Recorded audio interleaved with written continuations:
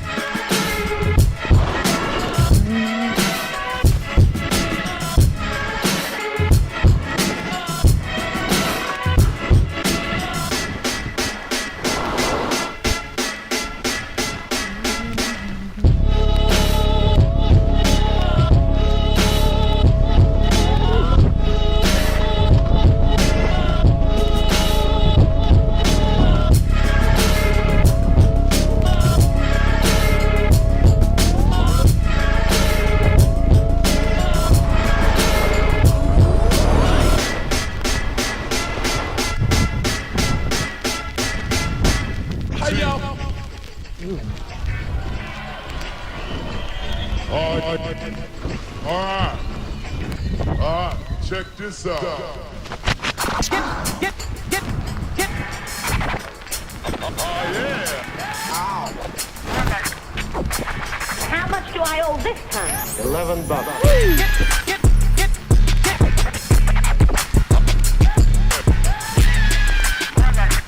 Let it hit.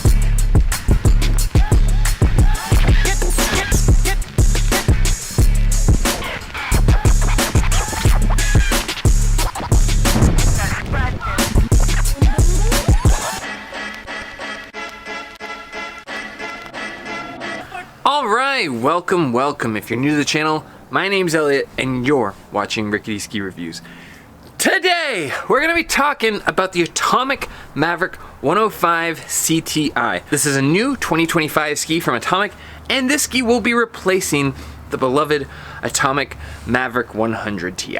Although, I guess I don't know how beloved it was because they're replacing it. I guess I'm just being cynical, but I assume that the 100 Ti did not sell that well because they're replacing it. And it makes sense because when I reviewed the Atomic Maverick 100, I didn't feel like it did a ton that the Maverick 95 couldn't do. But that's enough about the skis of old. Let's talk about the skis of new. The Atomic Maverick 105CTI, it comes in with a 19-meter turn radius, at least on these 185s that I tested. They are, as the name says, 105 millimeters width underfoot. The difference between these and the Maverick TIs, you can probably tell by the name, but this is the 105CTI. That means that it uses a mixture of carbon and Titanal in the core.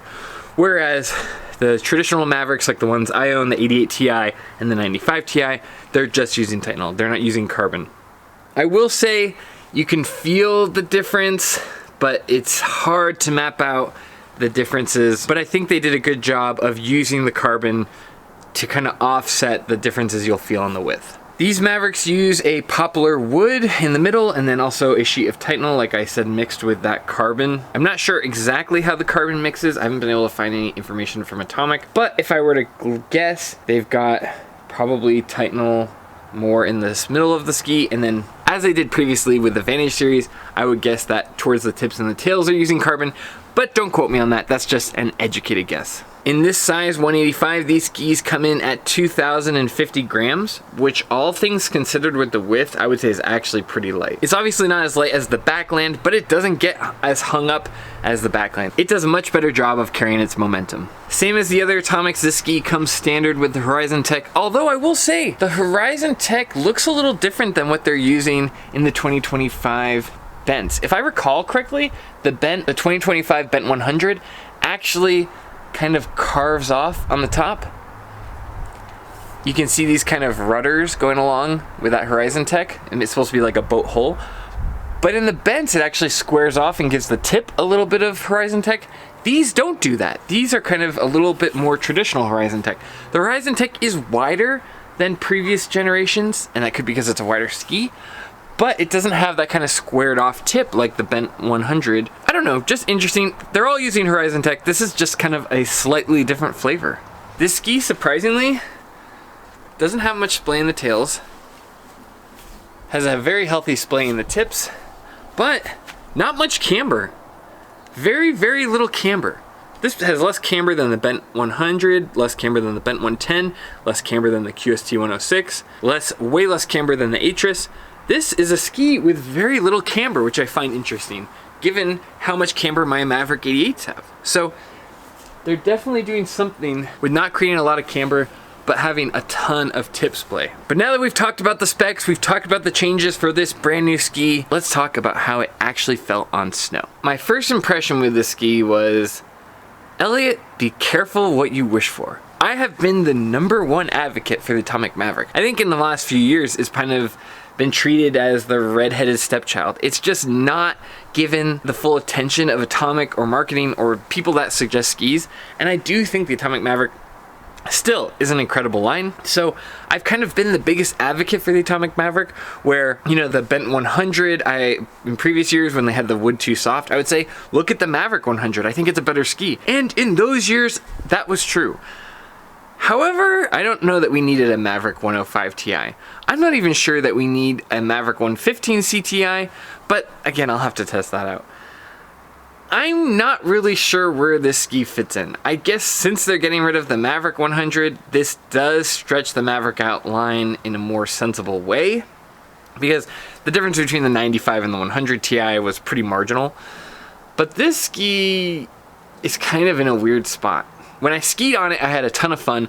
I think that this carves phenomenally. I could not believe I was on a 105. This might be the best carving 105 with underfoot ski I have had, or, you know, similar to like 106s. But it has some serious drawbacks and downsides, and I'm not sure that the Maverick gets better the wider it gets stretched out. Whereas like the Bent 100 versus the Bent 110, I think the Bent 110 is a more fun ski. I think the metrics make more sense in that width. But with this, I'm not sure the Maverick line is getting better the wider it gets. But those were just kind of my first impressions. I still had a lot of fun. I was very amazed by how well the carbon does a good job of not making the Maverick so wide that it's burdensome. And I would argue that these probably carve a little bit better than the Maverick 100 Ti's do. So I'm glad to see the improvement, but it has some serious drawbacks that are kind of similar to the Backland 104s and similar to even the Bent 100s. But that's just my first impression. Like I said, I like these a lot. I was amazed by how well they carved, and I felt like they did a very good job keeping their momentum through the powder. So that's just kind of the broad strokes. Let's talk specifics. Now first, let's talk about the good, and then we'll talk about the bad. The good with these skis, the first words that come to mind are fun and floaty. They take full advantage of this Horizon tech. They really push it to the max and make sure that they are getting every ounce of flotation they can out of it. I think with the Horizon tech, one thing I've noticed, the wider the ski, the more effective it is. But if the ski doesn't have some weight behind it, similar to the Backland, that Horizon tech can really get hung up. These skis did well in the powder when I got into kind of the higher elevation windblown snow, but they also did a really good job powering through with that kind of sun-baked powder that gets a little bit sticky and grabby. These did a better job powering through it than the Bent 110s. That's no surprise given that they kind of got a little bit more weight and power behind them, but still, it was a pleasant surprise.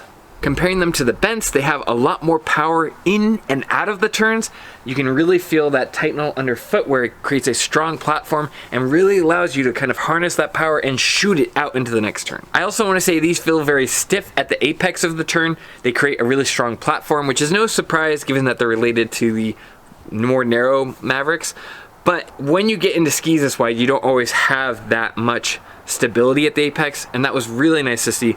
It was an excellent platform, especially on the steeper sections, especially on the more chattery sections. This ski really was powerful and really held at the apex of each turn. When it came to carving, that was really where this ski shone. This is probably the best carving ski in a width like this that I've ever seen. The carving was just phenomenal. It was smooth, it was well balanced. It's really impressive how well they adapted this 105 width into some really beautifully carved turns while balancing that extra stiffness and rigidity at the apex. They're not as like accurate and pinpointed turns as an 88, but that's not something you should be expecting anyway. They were also very stable at speeds. Didn't feel like I got any speed chatter or speed wobble. So if you're somebody who likes to go fast and you don't want to sacrifice that, this might be your ski. All right, now that we've gotten all hunky-dory with the good, let's talk about the bad. And as always, you should know about the bad. I know it doesn't make me popular with ski brands. People don't like to answer my emails, but you know what? I'm gonna be honest with you, because if you buy these, you're gonna be stuck with them, good and bad. So, you should know about the bad, because honestly, it's important and you'll notice it over time. So the first drawback I noticed is these skis really struggle with like surfy turns. One thing the QST 106 does really well, if you kind of bring your weight a little bit back on the ski, you can kind of wash out and surf your turns. It feels a lot like a snowboard. These skis really struggle to do that. They just want to be more forward in the ski. They want to power through things on the front. So if you're somebody who likes to kind of lean back and wipe out your turns and, you know, lose speed that way, or kind of glide through and do big sweeping fun powder turns, this ski isn't really great at that. It can float, it can kind of be on edge and do solid powder turns, but it's not that big kind of surfy, almost like snowboard turn you get from a QST or a Black Crow's Atris. This is a little bit different. This is a more on the middle to front of the ski in the powder, which is fine, but if you're looking for surfy, this ski really struggles in that department the most. And again, overall, these skis are getting a very high score, but I want to tell you what separates it from other skis, because there's little things. So just so you know, all of my downsides here are basically nitpicks. The biggest downside, honestly, of this ski is that it's not as maneuverable. If you get into short tree turns or short brush turns, this ski can be very cumbersome. It doesn't like to throw around in turns the way that other skis do. It's kind of got that same Maverick 105CTI where it's more business and it wants to go down the hill, rather than other skis where you can kind of get quick turns. Like the Bent 110 is really good at doing quick turns because it's a little bit more center mounted, so you can kind of do those hop turns easily. You can get in and out of sections a lot easier. This ski kind of struggles in that area. You can do it, but it's not as maneuverable as the Backland or the Bent 110. So yeah, I would say that if you're kind of at cruising speed and you've got some weight and speed behind you and kind of power out of your turns, you're gonna have fun. But as soon as things start to slow down or you want to get really quick turns, you're not going to have a ton of maneuverability in these skis. At least off trail. I think when you're carving, you've got a ton of maneuverability, but off trail in the trees, in those kind of little sections. And the reason that's important is because when you get years where you don't have great snow, or you're not able to get there on fresh powder and you want to still get some powder, you gotta be able to go kind of where the general public doesn't. So for me anyways, that's a very important attribute. I want to be able to kind of go in the brush, go in the bramble without getting too hung up. And that was honestly this ski's biggest weakness. It's competent, but it's really hard to push yourself and take tight lines. So what would I give these skis for a score? Honestly, the ski does a lot right. I like how it carves. I'm amazed that it can carve this well given its width. I think it does a really good job kind of blending lines and being able to push a really fun ski's limits with powder. But I think overall, as somebody who loves the Atomic Maverick 88, somebody who might be the Atomic Maverick's biggest fan, I don't think I would want to own these. I think the Atomic Maverick is at its best when it's blending carving lines with a bit of powder and a bit of off-trail performance. And when you get this wide and get more into the designated powder ski area, I think this ski fumbles a little bit. It's a safe bet, and if it's one of your first powder skis, it's definitely a safe bet if you like the Atomic Maverick. You could get this with and know for sure that you're gonna have fun in the powder and get a ski you like. So the performance is the same. For me personally, I'd rather be on the QST 106, I'd rather be on the Bent 110.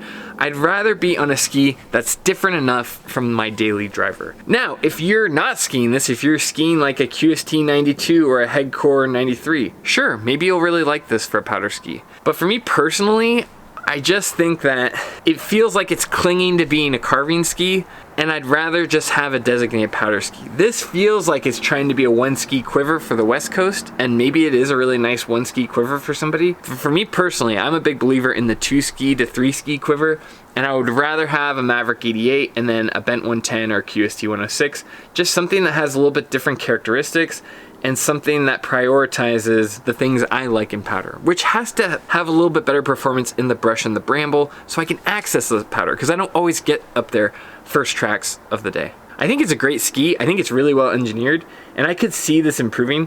If I was gonna make my own improvements to the ski, personally, I would try to make it a little bit lighter. I think that it would help with some of that maneuverability issue in the trees, and I think it might even help with its flotation a little bit more. I do like the power behind it, but it seems a little excessive for a ski this width. That's my personal opinion, but if you're looking for feedback on how I would fix it, I'd find ways for the ski to lighten up a little bit. Does that mean that this is a bad ski? No. Does that mean that this is a ski that's for no one? Absolutely not. I think that I could see a lot of people in Tahoe liking this. I could see people in Snowbird liking this. If you're somebody who likes carving but needs to be able to handle big open terrain, this is an excellent option. But based on where I live and where I ski in Idaho, I don't think I would want to personally own this. As much as I love the Maverick, this is not something that fits in my quiver. I want my skis to be a little bit more different. I love the power of the Maverick 88. It's the ski I ski the majority of my days on, but when I'm skiing in powder, I want it to be a little bit more playful and a little bit more surfy, or I want it to be able to go through the brush and bramble a little bit better. But that's just my personal opinion. So what would I give these for a score? I think they're a really nice ski. I think that what they're aiming to do, they do well. It's just gonna be up to deciding what features you want out of the ski. I could see people really loving the ski or being really underwhelmed by it. It just depends on what your priorities are. If you want width and power, these are great. If you want a powder ski that can carve really well, these are excellent. But if you want a surfy, kind of technical, maneuverable ski, I would look at something else. But for what these are good at, they're very good. So for me personally, as somebody who went out, these skis were not provided to me by Atomic, by any local shops. I paid my own money to demo these skis. So for me personally, I'm gonna give this ski a 9.1 out of 10. I like the Bent 110s better. I like the Maverick 88s better. I like the Salomon QST 106s better. But these skis still do a very good job. They weren't like the Backlands where they got so hung up that you couldn't even ski certain sections. I think this is a really good middle ground. I'm a little confused by Atomic's tactics because it has so much overlap, but I think for a certain set of people, this ski absolutely rips and it would be a perfect choice.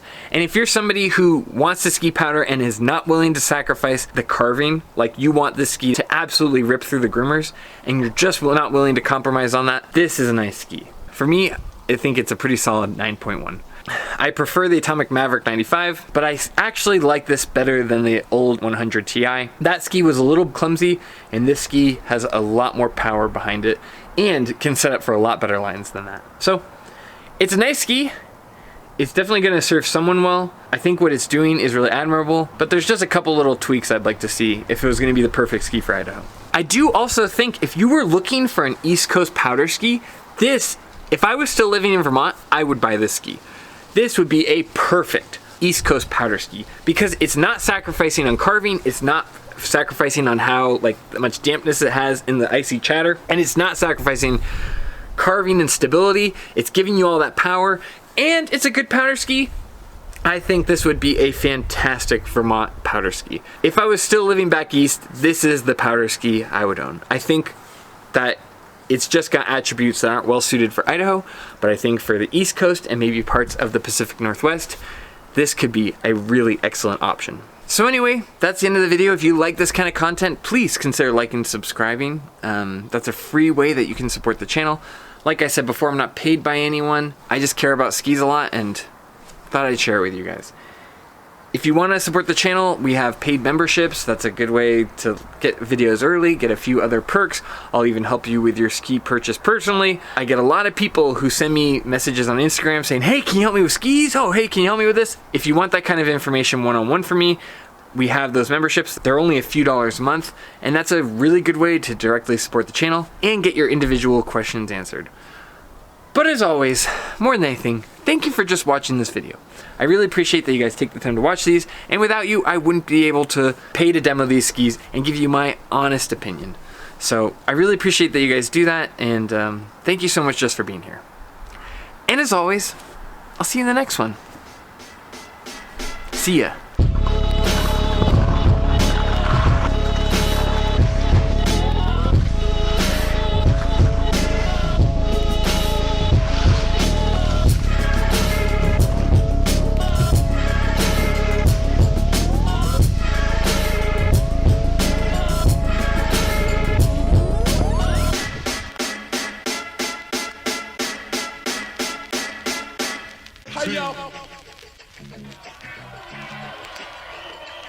All right, check this out. Oh yeah.